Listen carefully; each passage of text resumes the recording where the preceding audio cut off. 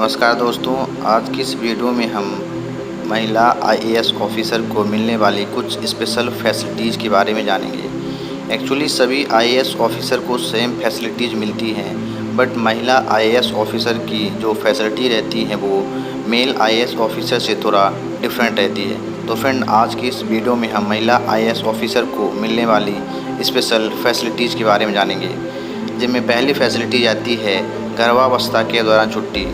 Friend, महिला IAS officer को प्रदान की जाने वाली यह सबसे महत्वपूर्ण सुविधा होती है। इसमें किसी भी महिला आईएएस अधिकारी को मातृत्व लाभ अधिनियम 2017 के अकॉर्डिंग उसके पहले और दूसरे बच्चे के लिए 26 सप्ताह की छुट्टी देने का प्रावधान है। इसके अलावा किसी भी महिला आईएएस ऑफिसर को उसकी पहली और दूसरी प्रेगनेंसी के दौरान 26 सप्ताह की छुट्टी आती है, और यदि महिला आईएएस ऑफिसर अपने तीसरे बच्चे को जन्म देती है तो उसके लिए इस नियम के अकॉर्डिंग उसे 12 सप्ताह की छुट्टी देने का प्रावधान है। और यह जो सुविधा है यह किसी भी महिला आईएएस ऑफिसर के लिए बहुत ही स्पेशल फैसिलिटी होती है। दूसरा, सिक्योरिटी।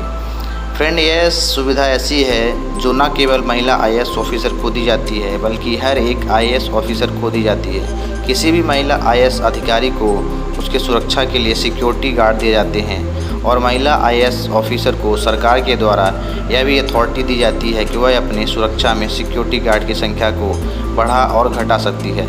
सामान्यतः किसी भी महिला अधिकारी को 2 सिक्योरिटी गार्ड दिए जाते हैं, लेकिन महिला आईएएस चाहे तो कुछ प्राइवेट गार्ड्स भी रख सकती हैं और सरकार के द्वारा उसे इतनी छूट दी जाती है। इसके अलावा अगली उसकी फैसिलिटी है चॉइस ट्रांसफ़र। एक्चुअली जो आईएएस ऑफिसर रहते हैं उनका जो ट्रांसफ़र किया जाता है वो सेंट्रल एडमिनिस्ट्रेटिव ट्रिब्यूनल के द्वारा किया जाता है, और जो उनका ट्रांसफ़र होता है वो कैडर कंट्रोलिंग अथॉरिटी के अकॉर्डिंग होता है। बट फ्रेंड, याद रखना, महिला आईएएस अधिकारी को मनचाहा ट्रांसफ़र भी ऑफ़र किया जाता है, लेकिन यहाँ पे यह याद रखना ज़रूरी है कि यह मनचाहा ट्रांसफ़र तभी दिया जाता है जब महिला आईएएस ऑफिसर का पति भी एक आईएएस अधिकारी हो, या फिर महिला आईएएस अधिकारी अपने माँ बाप के साथ रहना चाहती है, तब महिला आईएएस अधिकारी को मनचाहा ट्रांसफ़र ऑफ़र किया जाता है। अगली फैसिलिटी है होम फैसिलिटी।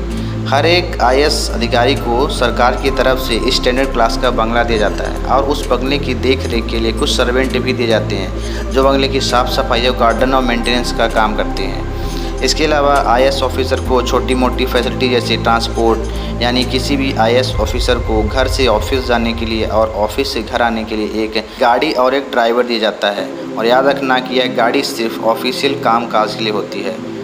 अगली फैसिलिटी है एजुकेशन। किसी भी आईएएस अधिकारी को सरकार के द्वारा 2 साल की एजुकेशन लीव दी जाती है, जिनमें आईएएस अधिकारी यह पढ़ाई अपने देश या फिर विदेश में भी रहकर पढ़ सकते हैं, और जो टोटल खर्चा आता है इस पढ़ाई का वह सरकार के द्वारा भुगतान किया जाता है। अगली कुछ फैसिलिटी जैसे hospital facility, children education facility, ये सब ऐसी फैसिलिटी हैं जो किसी भी आईएएस ऑफिसर को जहां वह पोस्ट है तो वहां पर फर्स्ट प्रायोरिटी में दी जाती है। इसके अलावा किसी भी आईएएस ऑफिसर को उसके बंगले में फ्री इलेक्ट्रिकल सप्लाई और फ़ोन और सर्वेंट का जो टोटल खर्चा आता है वो गवर्नमेंट के द्वारा पे किया जाता है।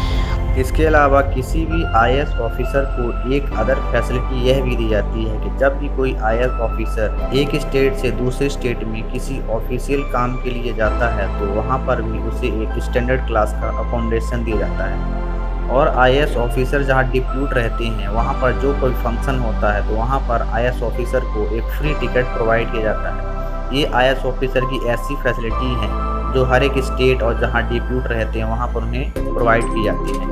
तो फ्रेंड, इस प्रकार से एक आईएएस ऑफिसर को काफ़ी ज़्यादा फैसिलिटी गवर्नमेंट के द्वारा प्रोवाइड की जाती है।